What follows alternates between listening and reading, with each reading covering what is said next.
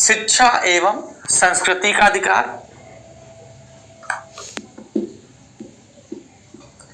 तो शिक्षा एवं संस्कृति का अधिकार क्या है? अनुच्छेद 19, 29 और 30। संस्कृति समझ रहे हो ना? संस्कृति में जीवन जीने की शैलियां आती हैं, नृत्य, गान, है ना, आपका बोलचाल, आपका रहने का रहन सहन, बात समझ आ रही है? तो ये सब आता है आपका किसमें? ये सब आपका संस्कृति में आ जाता है, ठीक है ना। तो जो अनुच्छेद 29 है, जो बेटा अनुच्छेद 29 है ना, उसके दो पार्ट डिसाइड कर दिए गए। जो अनुच्छेद 29 है उसके दो पार्ट डिसाइड कर दिए गए हैं। तो जो आर्टिकल 29 है वो अल्पसंख्यक के बारे में बताता है, अल्पसंख्यक वर्गों के हितों का संरक्षण के बारे में बताता है।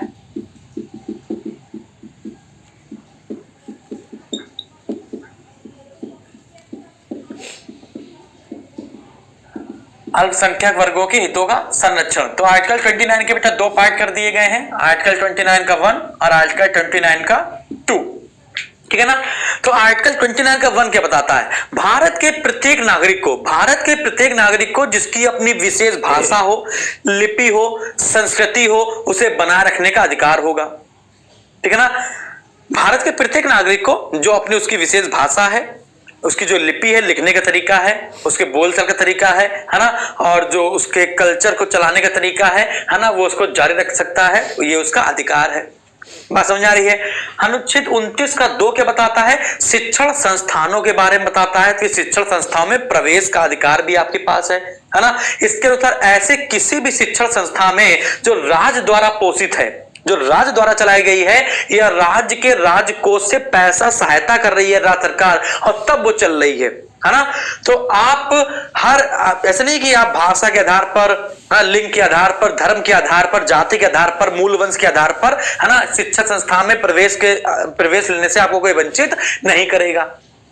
बात समझ आ रही है? तो अनुच्छेद 29 का 1 क्या बताता है भाई? कि भारत के प्रत्येक नागरिक को जिसकी अपनी एक विशेष भाषा है ना, लिपि है और संस्कृति है, वो उसको बनाए रखेगा, है ना। और इन सबको शिक्षा संस्थान में प्रवेश लेने का अधिकार भी होगा, है ना। तो उनको लेकिन उन शिक्षण संस्थाओं में जो राज्य द्वारा पोषित हैं, जो राज्य सरकार द्वारा चलाई जा रही हैं, जो राजकोष से पैसा लेकर चल रही हैं, बात समझ आ रही है? ठीक है ना।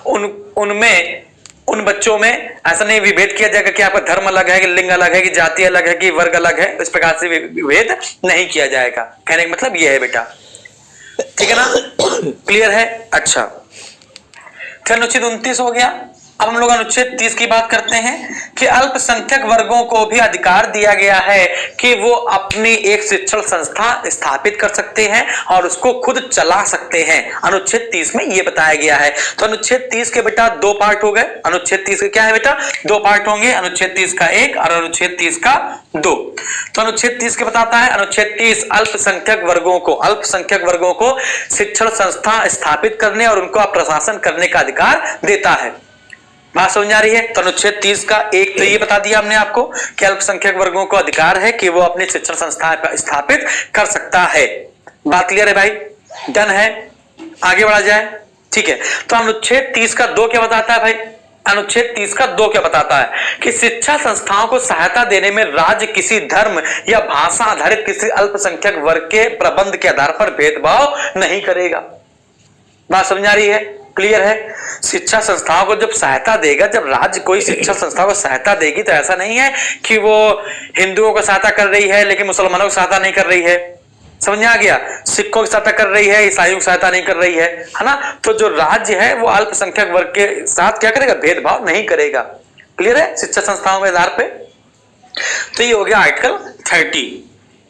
आर्टिकल 31 तो डिलीट कर दिया गया है, संपत्ति का अधिकार था, तो उसको उठाकर हमने आर्टिकल 300A में शामिल कर दिया और उसको विधिक या कानूनी अधिकार बना दिया।